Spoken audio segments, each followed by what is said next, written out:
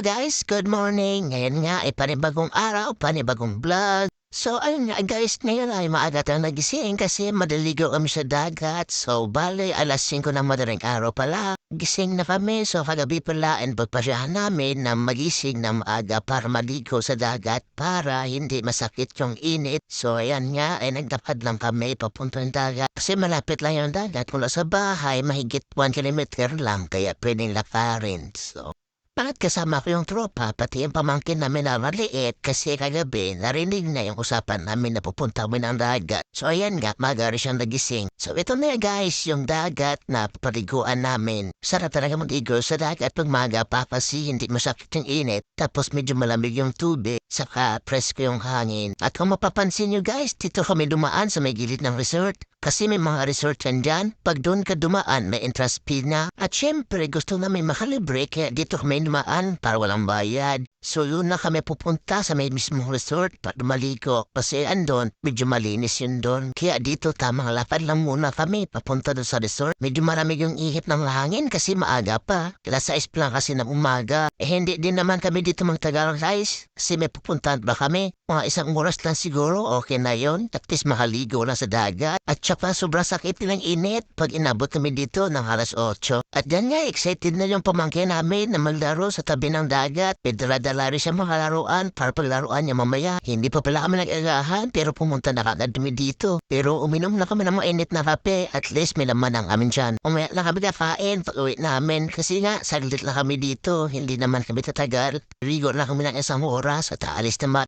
At ito nga napansin namin kahit maaga pa marami ng tao ang naligo dito sa dagat. Meron din nagja-jogging at yung iba nga ay dala pa nila yung mga alaga nilang aso. At hanggang dito na lang muna guys kasi maliligo pa ako. At hanggang sa muli, paalam!